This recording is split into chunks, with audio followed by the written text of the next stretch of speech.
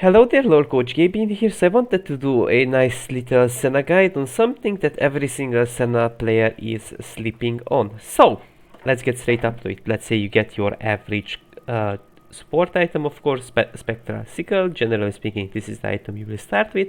Then you're gonna recall around level 4 or whenever you want, of course. And interestingly enough, you don't want to buy any of these. You want to buy actually the blade. Okay, Gaby, but why the hell would I even buy the blade? It's actually insanely cost efficient, the item. Just to be clear, it's actually better than a longsword, 1080, right?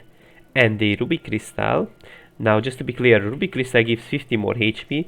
Some people may gain some suspicions, okay, but that's 50 more HP than the blade would give. But the thing is, it gives 2.5% omnibam, which means that at the end of the day, in lane, you're gonna heal up. You're gonna heal that 50 lacking HP from ruby crystal, right? And from the other hand, early on the healing won't be too high, but it's gonna slowly ramp up more and more and more, right? Eventually it's gonna actually like heal more and more. Now okay, but why would you go for this? The issue with Senna is you die, and maximizing out your early game is actually not necessarily a bad thing, so you actually don't die. You don't die, right? Even so, I went for overheal. Now, I know that Senna has some degree of mana issues, right?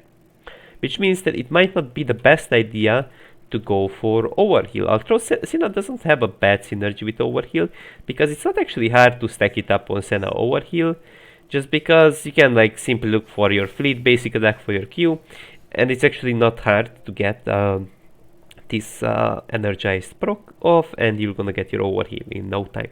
But also note, I did actually go for revitalize, right? And also I did go for bone plating. Now, when and why would you go for this build? Often you'll find yourself in games where you die. You just die, right? Now, will this pull you out of shit? Now, not always. Note that if you're gonna get hooked by a blitzcrank, right?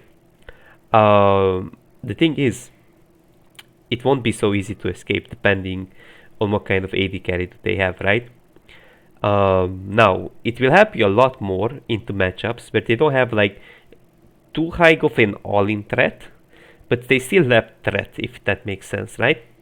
For example, say they have maybe a level 6 Sona. That still can be quite dangerous. Or other type of champions that can force a trade on you, right?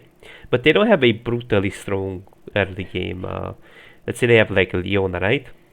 And they don't have like that brutally strong like AD carry early on, such as Draven, right? They have an AD carry that actually has softer damage, which means it will be smoother to actually sort of escape those type of all-ins if by chance you're gonna get caught. But the thing about this build as well, it can also force the enemy champions to not all-in you, to actually play differently, just because of your stats that you currently have on yourself. So it may even like force themselves away from all-inning you, because we can see we are level 4, right? And with the overheal together, we're gonna have approximately like 1000 HP, right? Which is actually not bad on Senna. Note, I went for Vitalize, and I also went for scaling HP, right? I went for scaling HP. Now, in some games you can go for scaling HP, and eventually scaling HP will definitely be more useful than armor, right? But the thing is, there are some non-interactive matchups early on, like Blitzcrank, as I said. Like, often you will just bully him early on, stay between minions. If you're doing your job right, you can even press E, of course, and increase the likeliness, of course, to dodge his hook. So there are actually just ways to play around his hook. And I think in matchups where you're just gonna mostly scale, I think it definitely wouldn't feel to be bad to actually get stacking HP, because what happens on this champion, you just die. You just die. So eventually, like, once we have like more HP per level, we'll be able to have like 1000 HP over 1000 HP with the shield together, right? And with the healing we have from Q and then from fleet, easily we'll be able to survive through damage. Now, from the other hand, what's your mythic of choice? What would you build on Senna? Now, boots, of course, boots is mostly gonna be boots of swiftness. Now, I wouldn't close my eyes to play that steel caps on Senna in specific games where they have lots of AD champs. While also they love to basic attack as well. I wouldn't close my eyes at all to play that steel caps, but generally speaking, this is your go-to. And I also wouldn't probably close my eyes to Merc threats. Actually, I wouldn't actually close my eyes to Merc threats at all if they have a lots of CC sort of and a lots of AP champs. I'm telling you guys, if they have some type of any like support, it wouldn't actually feel to be bad, right? And they have like a semi AP champ like an Ezreal. I'm telling you guys, like these Merc threats wouldn't feel to be bad. Because it's better to have Merc threats and not be dead than buying swiftness boots and be dead. Now I know that I all the time mention this Senna is dying. Senna is because she's dying. She is just dying, guys. That's my simple point. She is just dying, right? And so when it comes to like Senna's builds of choice, now generally speaking, people will mainly go for Eclipse, right? As I noticed, most of the builds in my games, the ones that I checked online, mainly people will go for Eclipse, right? Now Eclipse provides you a 95 amount of shield, right? Now it's gonna be of course higher the more stacks you have, of course, so from this it's only gonna be higher because they don't have much stacks, of course. This can be of course only higher than the one I currently have, so you can actually have more and more shield depending on your stacks. But again, it has a 12-second cooldown, right? And it does actually no damage. Now it provides you 3% damage every 12 seconds, right? So what does that even mean? It's not gonna be that great DPS wise. Now the shield is a little bit nice, just a bit, and the speed is just kinda nice as well. Now the armor pen feels to be definitely good for percentage, but it's rather something that's a bit more scaling oriented. So what the hell would I even recommend you guys? If you're in a game where you need more tankiness, I think there is an item that has similar cost to actually Eclipse, but people are a little bit sleeping on it. Now some people may also say, but this is a bit off meta, this used to be meta a longer time ago. Right now Divine Sunderer is overly nerfed. It doesn't even deal much damage right now. It does 2% of siege of someone's health, and of course just 80 damage right now, right?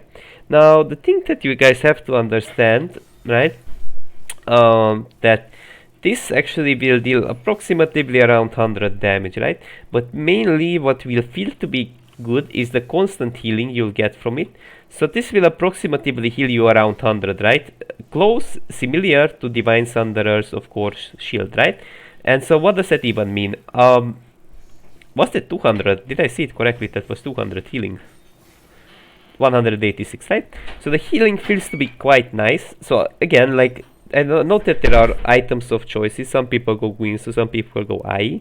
But I think some games, it wouldn't feel to be bad at all to go for Divine Sunderer. I think it wouldn't feel to be bad at all, honestly.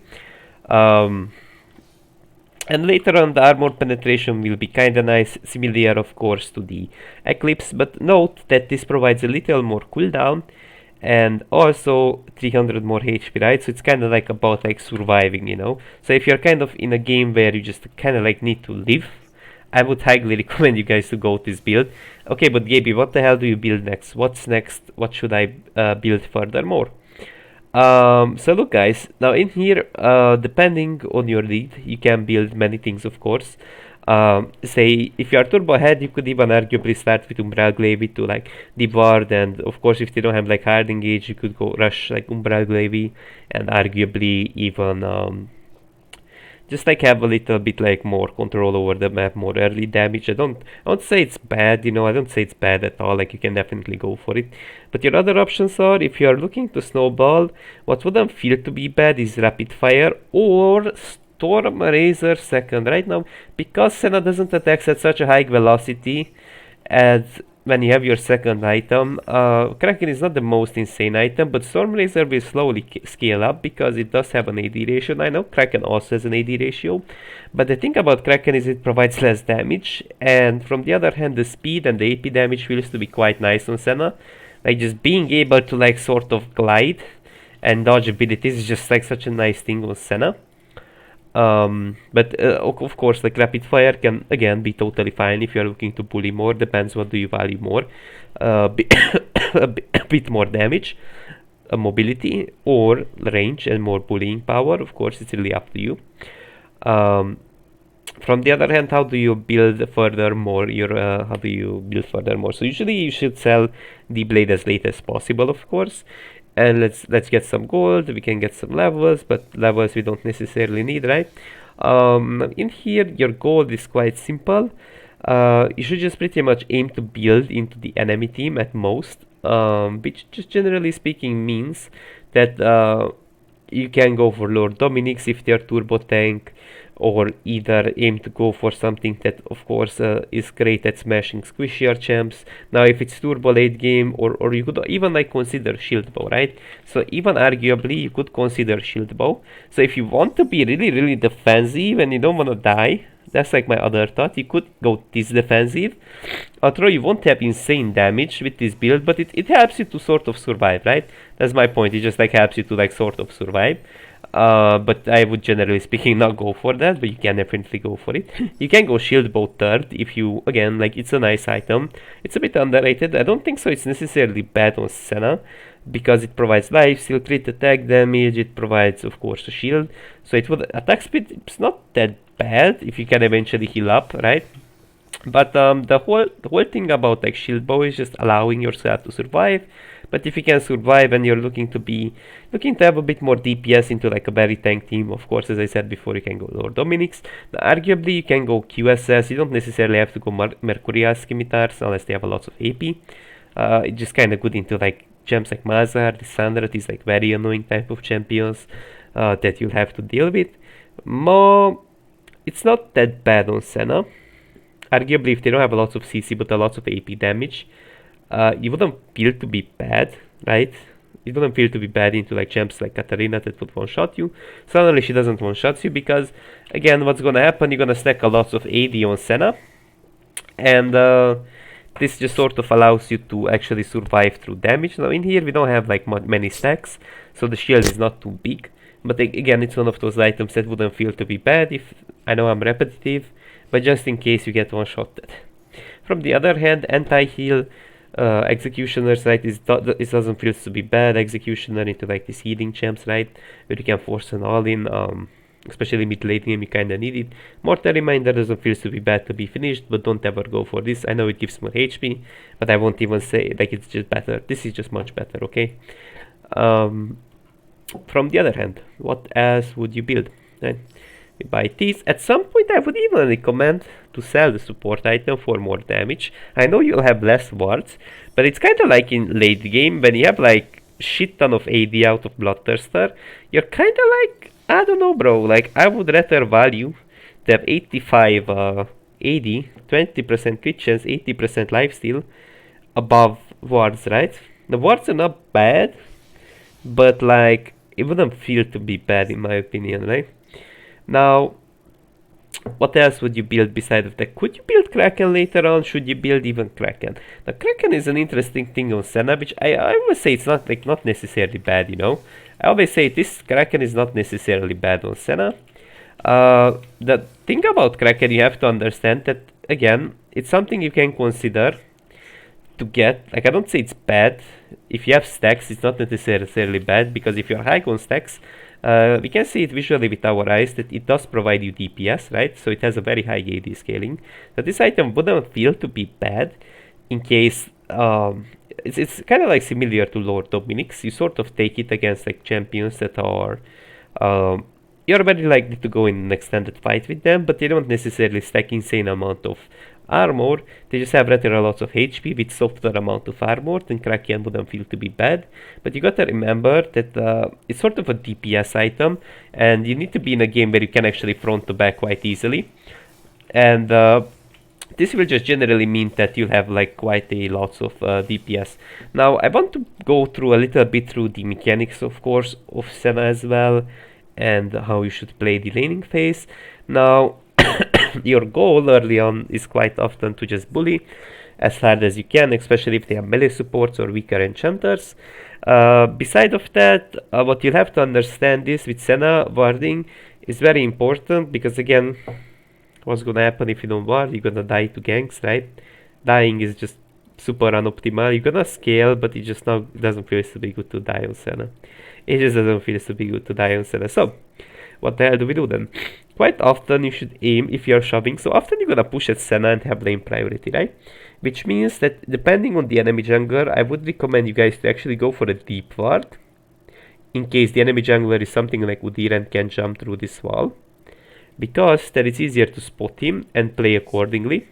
This is especially important into ghost champs like Ramus or Hekarim. They can't go through us either, but once they are ghosting already in Reaper, right? So for example, if you are like this, and the enemy Hekarim is already like ghosting and you are looking for an E, you won't always have space to disengage, if it makes sense. So that's why like there is like a heavy emphasis on Senna to actually just like place downwards and play with safety around the jungle ganks, of course. But what I can tell you guys about like the Senna mechanics, there are some fast combos you can go for, of course, like, right, this is one of the fast combos, but there aren't like too many like fancy animation cancels, right? Like you can cancel your E animation, I think, at most like you can cancel it with flash, like you can E flash, but there aren't like too many, like you can maybe like W flash, right? But there aren't like all that many animation cancels, right? Because we can see like W has a very slight like right, we see that W does not reach, but if I W flash, it will reach. It has like a very slight cast time, so you can even be tricky in lane. You can be tricky in many ways, of course, but for example, if there are multiple minions in front of you, you could arguably flash through them and look for a W, right? Which means that you'll be able to secure a kill if your jungle is around, or if it's a free kill, but it's something that takes practice to it takes some practice to practice, because you're gonna mess it up. Trust me, it's one of those things, it's actually hard to not mess it up. For example, there's like there's a live target there, right? But let's put one in between these minions just so we make it annoying, right? So it's not, like at the beginning it won't be like turbo easy for you to do this, but it's quite important to learn to do this aggressive move, which will definitely allow you to get a kill if you have a kill window, right? Now from the other hand, bouncing a route of minions, that's another mechanic you have to learn. So what I kinda don't like what Senna players are doing, they are permanently staring at the wave, so I want to have a clean wave in here, an untouched wave, of course. Let's just sell our items as well, because we won't have this much AD in lane, so we don't wipe absolutely those minions. So there's like one habit I don't like from Senna players that they are generally doing. Right, so let's say this is the bot wave. Now it doesn't really matter if it's not on bot lane right now, this is just an explanation. So what you need to do on Senna, what people are generally not doing, is attacking the backline minions. More so the ones that are actually on the side, right? But why the hell would you do that, Gaby? The reason behind that is quite simple, right? Once the enemy champions are positioning close nearby this minion and you get a W window on that specific minion, keep messing it up, you'll get a root angle. So let me show you guys against a real target like this dummy, or not this dummy, this looks on bot lane, right? So look, basically we're gonna chip down its HP, mainly the ones on the side, of course, and you guys can see that this, even though they walk away, this creates threat, which means if they step up, you can look for a really easy route, either on them or on the minion, but your point is sort of bounce off a route, right? Just bounce off a route of the minions, and this is what quite often Senna players are not doing, but it actually helps you quite a lot to trim down those minions' HP, which, as I said before, it just allows you to play a little more aggressively. Now, from the other hand, what other mechanical issues I quite often notice? You can R-flash, which won't change the direction of your ult, of course, but it will allow you to dodge a skill shot. For example, let's say you're super low on HP, you're ulting the super low HP Jinx, but she's also ulting you.